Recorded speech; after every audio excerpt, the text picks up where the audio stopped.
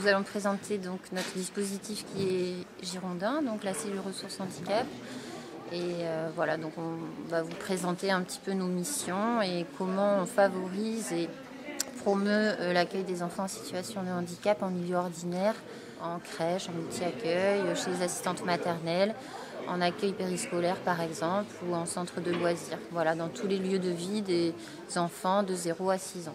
Alors, ce forum, c'est un peu l'occasion aussi de réaffirmer l'importance de l'intérêt de l'inclusion de ces enfants dans tous les lieux de vie que côtoient les enfants. Et surtout aussi de se dire que ce sont des enfants qui mobilisent beaucoup les professionnels, quels qu'ils soient, quel que soit leur lieu d'exercice, et qui viennent remettre en question leur pratique professionnelle, qui viennent un peu les bousculer. Et de fait, ça leur permet aussi de pouvoir analyser leur pratique, se poser des questions et surtout être créative pour justement permettre d'accueillir ces enfants dans les meilleures conditions. Et puis on terminera par notre petit livret qu'on a mis en forme. Donc c'est un livret autour du projet d'accueil individualisé qui reprécise un peu le travail partenarial pour effectivement bien accueillir ces enfants et voilà, qui peut être un appui pour les parents, pour les professionnels et pour voilà, favoriser ces accueils en milieu ordinaire.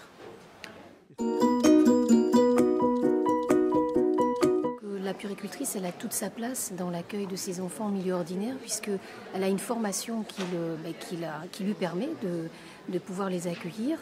Et c'est vrai qu'on parle beaucoup de se former pour accueillir ces enfants. Or, finalement, on se rend compte qu'on n'a peut-être pas forcément besoin de formation puisqu'on a des professionnels souvent en milieu ordinaire.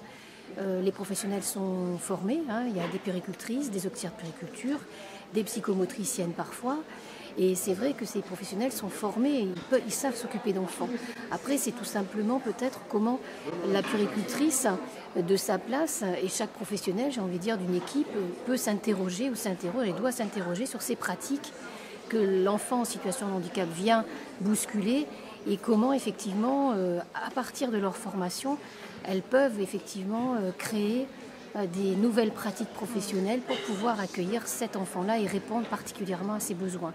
Et donc la puéricultrice, elle a de par sa formation, elle est complètement compétente pour pouvoir accueillir ces enfants. Donc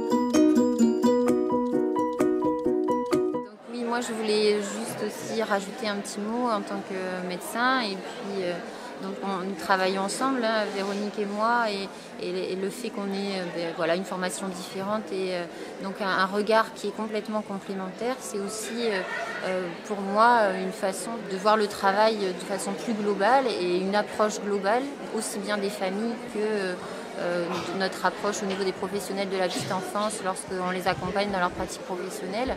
Et c'est ce qu'on peut voir aussi notamment dans les crèches par exemple, cette complémentarité qu'il faut pouvoir aussi utiliser et sur laquelle s'appuyer en fait pour pouvoir accueillir au mieux ces enfants et permettre aussi des adaptations et de mettre en œuvre une créativité qui va être utile à ces accueils. Ça permet aussi de croiser les regards puisque nos formations sont différentes, mais justement c'est parce qu'elles sont différentes qu'on peut avoir une approche la plus précise possible des besoins de l'enfant et en s'appuyant bien sûr sur aussi la connaissance qu'en ont ses parents, puisque les parents sont importants aussi dans cette prise en compte de la santé.